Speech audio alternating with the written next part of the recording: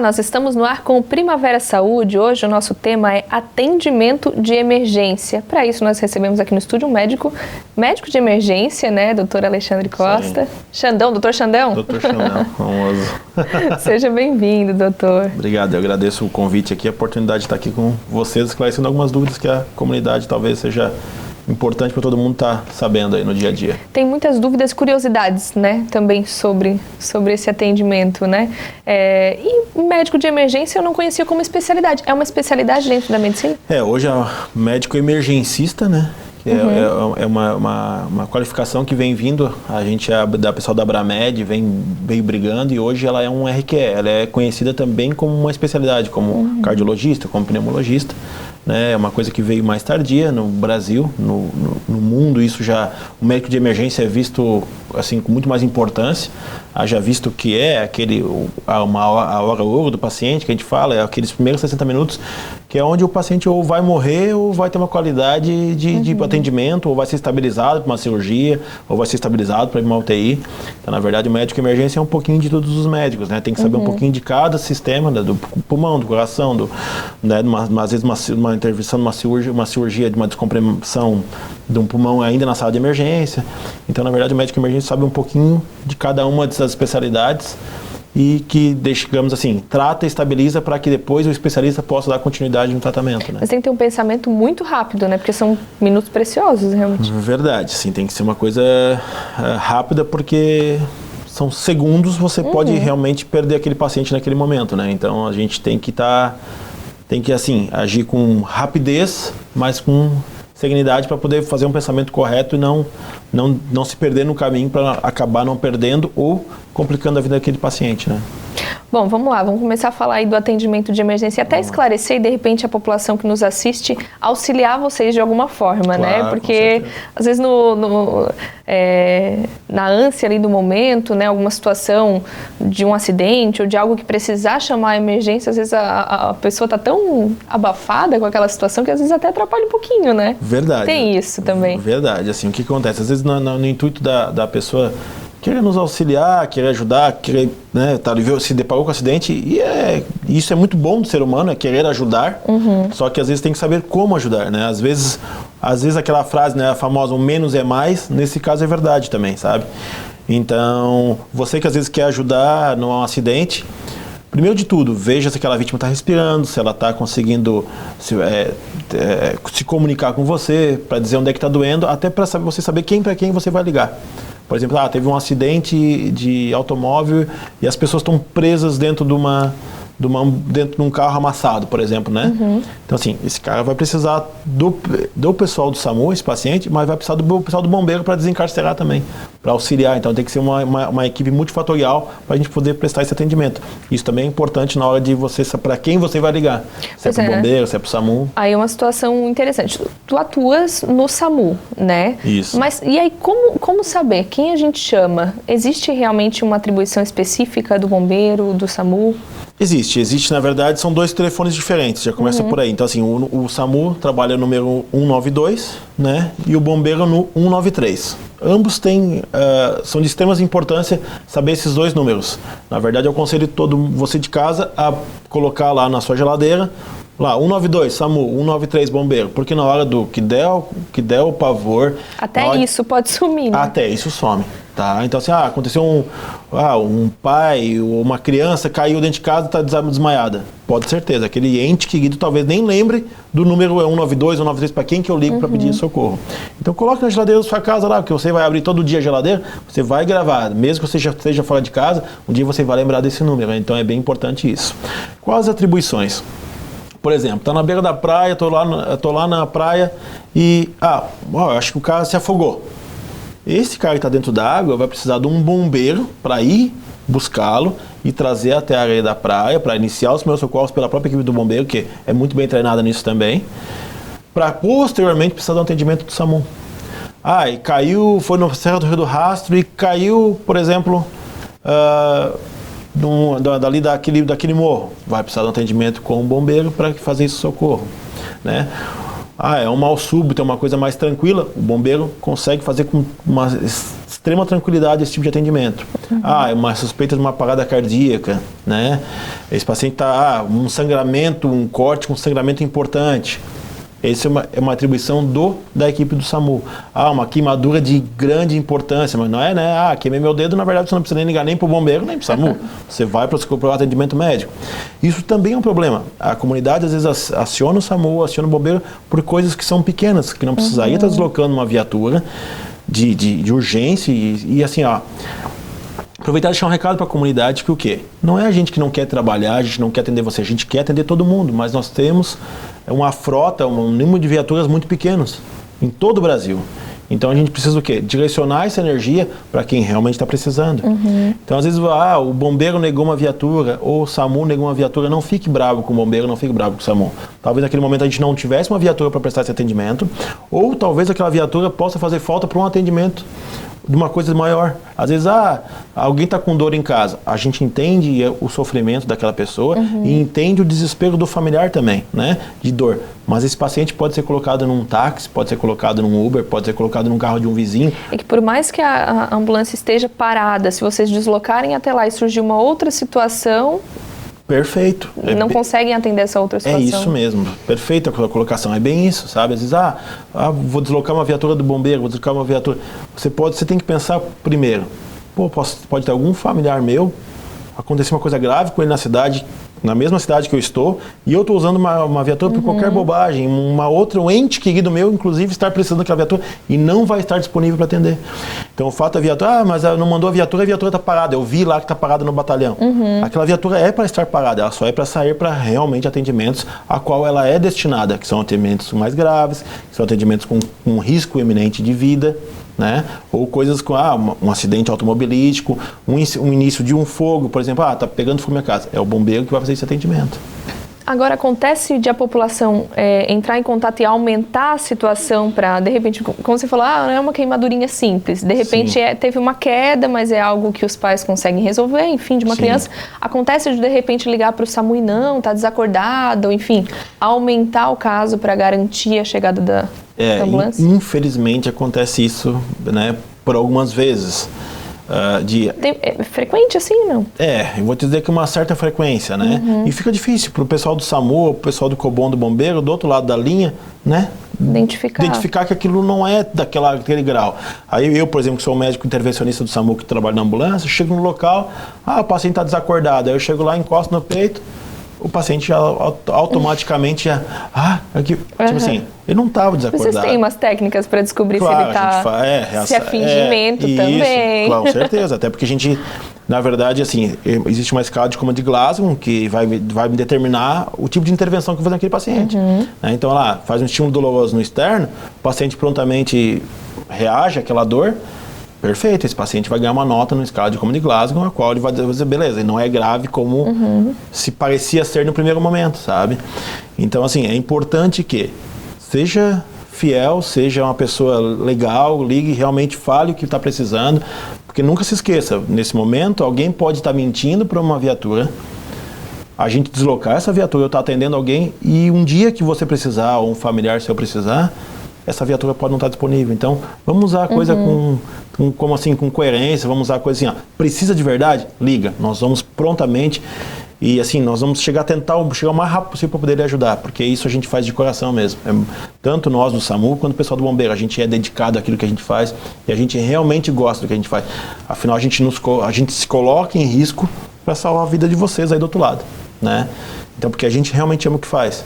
Mas assim, sejam honestos com as forças de segurança, né? Tanto polícia, quanto bombeiro, quanto SAMU, para a gente realmente destinar todo aquilo que a gente tem que ir. E se um dia for acidente grave, então vocês vão ver. A gente chega às vezes com bombeiro, SAMU, a gente chega em 6, 5, 6, 7 viaturas no local.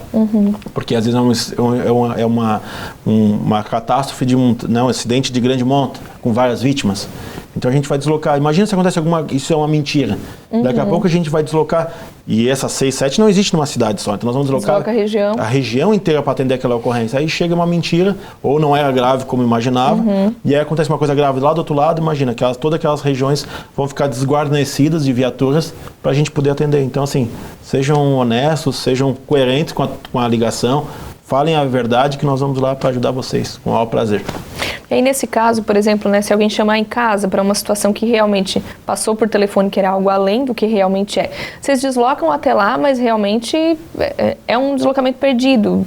Vocês acabam voltando, dependendo da situação, vocês podem não fazer o atendimento. Com certeza. Eu, como médico da viatura do SAMU, eu vou chegar no local e vou avaliar. Se o paciente não tiver gravidade, não tiver uma indicação de ser deslocado para um hospital ou para uma UPA, para um pronto atendimento, ele vai permanecer em casa, vai ser liberado. É o que a gente chama, liberar no QTH, que é liberar no local da ocorrência. É liberado em casa só com orientações. E se for, tipo assim, se tiver chamado para uma bobagem ou tiver mentido, eu ainda vou dar um puxãozinho de orelha porque, né, como eu digo, a gente pode estar salvando uma outra vida, pode acontecer uma coisa grave nesse momento, né? Agora, se precisar de ajuda, nós vamos estar lá com o maior prazer. Com certeza. Agora, a gente falou ali das atribuições de cada um, mas para quem não sabe ou que na hora, no momento, eu deveria ter chamado SAMU, mas acabei lembrando só do número do bombeiro. Vocês se comunicam, a central do Corpo de Bombeiros com a central do SAMU? Vocês se comunicam, repassam se não for atribuição de um de outro? Como é que isso funciona? Positivo, perfeitamente. Assim, hoje a integração é muito tranquila. Assim, na nossa região aqui, que é no sul de Santa Catarina, a gente trabalha com uma tranquilidade muito grande. Nossa viatura do SAMU, inclusive, fica no 4º Batalhão do Bombeiro. Então, assim, existe o COBOM, que é a regulação do bombeiro, e existe a central de regulação do SAMU. São distintos. O COBOM é feito por militares, a qual deslocam as viaturas do bombeiro, e já o SAMU tem colegas médicos meus que ficam lá, que aí vão orientar se vai precisar de uma ambulância básica, se não vai precisar de ambulância, e se vai precisar do apoio do bombeiro, e assim vice-versa. Podem deslocar as duas, talvez. As duas, com certeza. O bombeiro, por exemplo, chega e vai para uma ocorrência e vê que é mais grave do que parece naquele primeiro momento. Eles pedem apoio da USA, né, da unidade de suporte avançado do SAMU, e a gente vai até o bombeiro fazer esse atendimento conjunto. E da mesma forma a gente chega no local que tenha um princípio de incêndio, ou que tenham mais vítimas, ou que tenha um paciente encarcerado, ou de local vertical, com energia, coisas que o bombeiro que vai nos auxiliar nisso aí. E hoje isso é uma coisa muito tranquila. Acho que não cabe mais aqui o espaço para os egos, né? O bombeiro é tão importante quanto o SAMU é tão importante quanto o bombeiro, que é tão importante quanto a polícia militar. Então, na verdade, se todos nós agimos, são unir forças, é que a gente sempre fala, né? Juntos somos mais fortes. E é a grande verdade, na verdade, juntos nós somos mais fortes. O bombeiro faz inúmeras coisas que nós do SAMU não fazemos. Da mesma forma, nós do SAMU podemos fazer N coisas que o bombeiro não faz. E da mesma forma, a polícia militar. Então, assim, se todos nós trabalharmos em conjunto, meu Deus, só ganha a população e a comunidade em geral, né? Com certeza. Bom, a gente vai fazer uma pausa rapidinho. Depois do intervalo a gente volta falando mais aí também sobre o que a população pode auxiliar, né? Vamos falar um pouquinho mais sobre isso. Fica aí, a gente volta já já.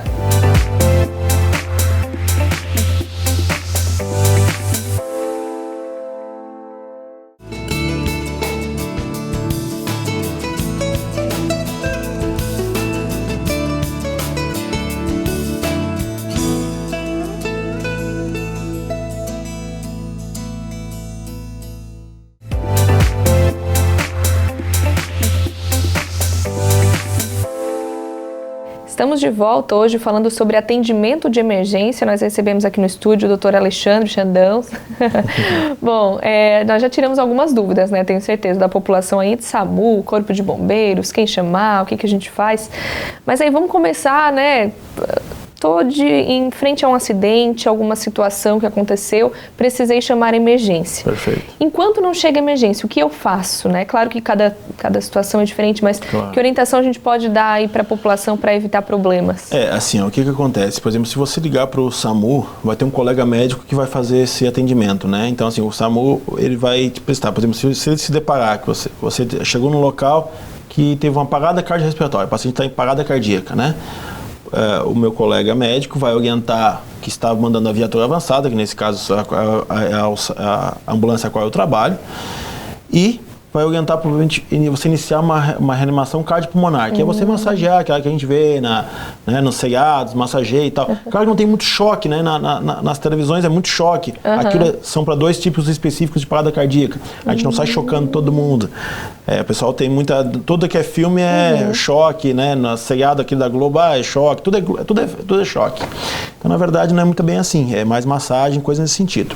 O que acontece? Eu liguei para o SAMU, ele vai orientar o que fazer, né? Então, assim, se você tiver durante uma parada cardíaca respiratória, é claro que a gente sem treinamento não é muito fácil, mas ele vai orientar mais ou menos para a gente massagear a região do meio do peito, para apertar para que o sangue permaneça circulando. Se for um acidente, vai orientar o quê? Primeiro de tudo, você não pode ser mais uma vítima. Então, às vezes, antes de você ajudar, ouvinte, você vai fazer o quê? Você, telespectador, vai acabar sendo mais uma vítima em potencial. Às vezes sendo atropelado por outro, né? Porque o pessoal passa olhando, bom, mais um atropelado. Às vezes numa possível explosão daquele veículo. Todos nós não podemos esquecer que aquele veículo tem combustível dentro, né? Então, assim, às vezes um fio elétrico que caiu do poste, está em cima do carro, encostando. Então, se você encostar, você vai morrer eletrocutado ou vai ser mais uma vítima eletrocutada. Então, assim, chegou no local, viu a cena, primeiro de tudo, liga para 192 SAMU ou 193 Bombeiro, que vai ser orientado ao que vai ser feito. Se você estiver num ambiente de risco, numa avenida, numa rua, numa BR, então você se resguarde também para você não ser mais uma vítima e tente afastar os curiosos. Se você já fizer isso, já está nos ajudando em boa parte, assim. Às vezes que eu digo, você não se colocando em risco e não mexendo de forma inadequada o paciente, que às vezes ele pode ter um trauma de cervical, você vai lá, mexe, e é um trauma que daria para estabilizar e fazer uma cirurgia e ficar ok, mas se for mexido de forma inadequada, esse paciente pode ficar paraplégico, cadeira de roda o resto da vida por um simples manuseio errado. Tanto que acabou aquela coisa que antigamente botava no carro e corria para o hospital. Hoje não existe mais, hoje você fica no local, orienta e chama socorro adequado para que seja esse paciente transportado e atendido de forma correta. E até para a própria vítima seria uma orientação, né, num possível acidente, se mexer menos possível? Na verdade... Dependendo da situação, claro, né? Claro, então assim, o que acontece? Por exemplo, a própria vítima, quando ela... O paciente em si, que é a vítima, né, a própria dor vai limitar, né? Então assim, por exemplo, está com uma dor na cervical, a própria vítima não vai querer mexer. O problema é um terceiro, uma pessoa, um civil ali passando no local que vai acabar querendo ajudar e pode acabar agravando ainda mais. São situações muito, muito abertas, né? Por exemplo, se aquela vítima está com uma dor, uma suspeita de fratura, por exemplo, uma perna, mas tem um início de fogo nesse veículo, se puxa de qualquer forma para que, né, tente evitar esse paciente, essa vítima de morrer queimado. Mas é claro que isso é ideal ainda ser feito por pessoa especializada, já visto que esse carro pode explodir e aquela vítima que está lá dentro e a que foi socorrer ser mais uma vítima a ser atendida com risco de ambos, inclusive, perder a vida, né? Tem algumas questões, falando do SAMU especificamente, né? Muita gente às vezes fala, liguei para o SAMU e demorou o atendimento, ficaram fazendo muitas perguntas. Perfeito. Essa questão do fazer muitas perguntas, volta também no que a gente falou ali no primeiro bloco, de evitar ser de repente, um exagero da própria pessoa que entrou em contato. Por que se faz todos esses questionamentos? Perfeito. Por duas questões. Primeiro, para se avaliar se realmente é uma real necessidade de enviar aquela viatura. Primeiro, se precisa de uma ambulância. E segundo, no SAMU nós temos 2 tipos de ambulância, que é a unidade básica e a avançada. A básica está com um socorrista e um técnico de enfermagem. A avançada é um socorrista, um enfermeiro e um médico, certo? Então, primeiro de tudo, eu preciso saber o que está acontecendo lá. Como médico regulador, esse paciente precisa. Primeiro, ele precisa de uma ambulância, porque a gente volta a frisar, a gente tem poucas ambulâncias. Então, será que esse paciente em específico, preciso mesmo mandar uma ambulância para ele? Beleza, preciso mandar. Ok. Agora, qual que eu vou mandar? A básica ou eu vou mandar a avançada já com o médico? Qual que é o melhor recurso para ele naquele momento? Então, aquelas perguntas todas que é feita, a gente entende que vocês ficam ansiosos, né? Você quer ajuda e aí o médico... Mas tu vai mandar ambulância? Mas tu vai mandar... Não. Calma, a gente precisa saber o que mandar. Não adianta mandar qualquer ambulância. Se for uma ambulância do município branca com motorista só, não vai adiantar nada. É um veículo como outro qualquer. Então a gente precisa... As perguntas são, primeiro, para ver se você precisa receber uma viatura na sua casa. E segundo, se precisa, qual viatura que a gente vai mandar. E terceiro, e também importante, é uma parada cardíaca? Beleza. Esse colega médico vai fazer essas perguntas porque ele vai deslocar a minha viatura e muitas vezes, fiquem tranquilos, enquanto ele conversa com vocês, nós já estamos deslocando com a viatura.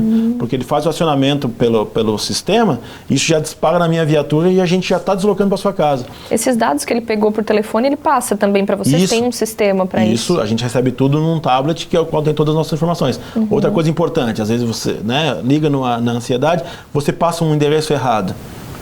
Nós não temos GPS para chegar na sua casa se você passar o endereço errado. Então, assim, é muito importante passar a vítima, o nome da vítima, qual é a idade dessa pessoa para a gente ter uma ideia do que a gente vai atender, com qual mochila que eu vou atender, se é uma criança, se é um adulto, porque tem mochilas específicas para isso, e principalmente o endereço correto. Porque às vezes vai lá, bota um bairro, chuta um nome qualquer, a gente vai para lá do outro lado da cidade. Então o tempo-resposta, que é a gente chegar na sua casa, é muito menor. Se às vezes errar o nome da rua, errar um número, já te leva para um outro caminho da rua. Então fiquem calmos, tentem manter a tranquilidade no momento de vocês de precisarem do auxílio, respondam as perguntas e fiquem tranquilos. Se precisar de viatura, eles vão estar conversando com vocês ainda, mas nós já estamos a caminho do socorro. Pois é, isso do manter a calma é importante, né? Porque a gente imagina, até vendo em filmes e tudo mais, quem liga, acho que já liga meio abafado, assim. Com certeza. Vocês, acho que é até um pouco difícil de entender o que a pessoa está querendo falar no primeiro momento. Verdade. É uma coisa bem importante, assim, para todos os telespectadores, o que é importante quando você liga para um serviço de urgência? Primeiro, relatar o que estava acontecendo com aquele paciente, né, com o seu familiar ou com o seu conhecido. Eu sei que não é fácil, mas vocês vão ter que manter calma para que a gente possa ajudar vocês. Liguem, passem as informações que estão sendo perguntadas pelo colega médico ou pelo colega do bombeiro que está no Cobom.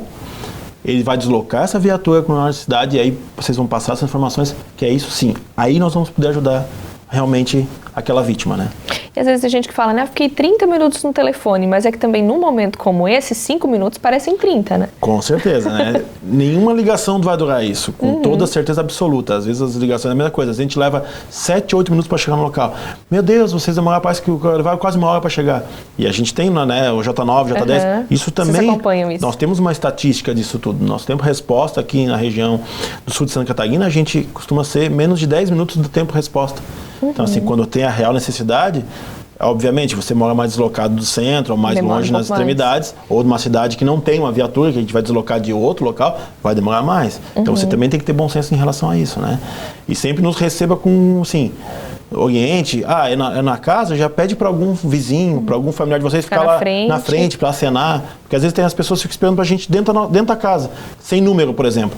A gente vai passar naquele local, passa uma rua e volta, às vezes a gente fica circulando 2, 3 quadras e não consegue... No caso de prédio, mais complicado ainda. Mais complicado ainda. Peça para um familiar, peça para um vizinho, peça ajuda, alguém aguarde lá embaixo, porque nós vamos estar estourando, quebrando, nós não temos nem utensílios para quebrar todas as portas para poder chegar. Então, assim, essas orientações são bem importantes. Você falou, é muito importante mesmo. Você mora em edifício, pediu socorro, peça para algum vizinho, algum familiar, descer lá embaixo, acenar para a viatura, abrir a porta para a gente poder ter acesso ao edifício. E da mesma coisa na casa, aguarda na calçada, acena para a viatura, que isso tudo facilita a nossa comunicação visual e a gente chegar mais rápido para prestar o socorro.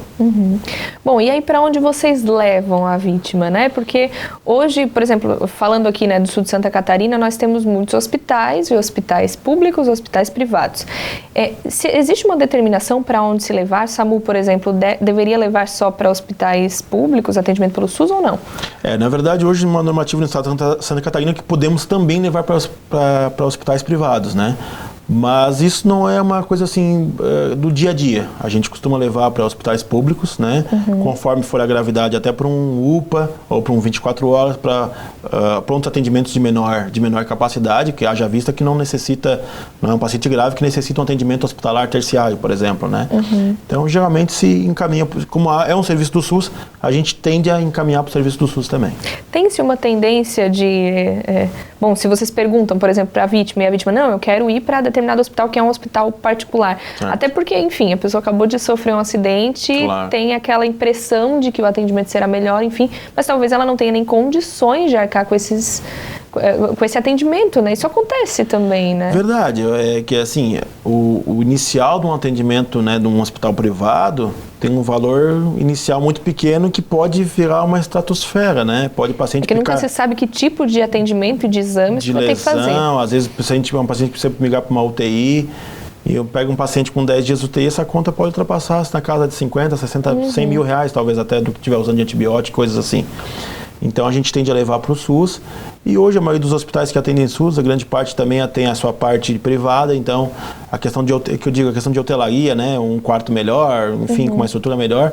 Mas fiquem tranquilos, SUS ou convênio, vocês vão estar sendo bem atendidos. A parte médica e de enfermagem e de qualidade de atendimento será a mesma.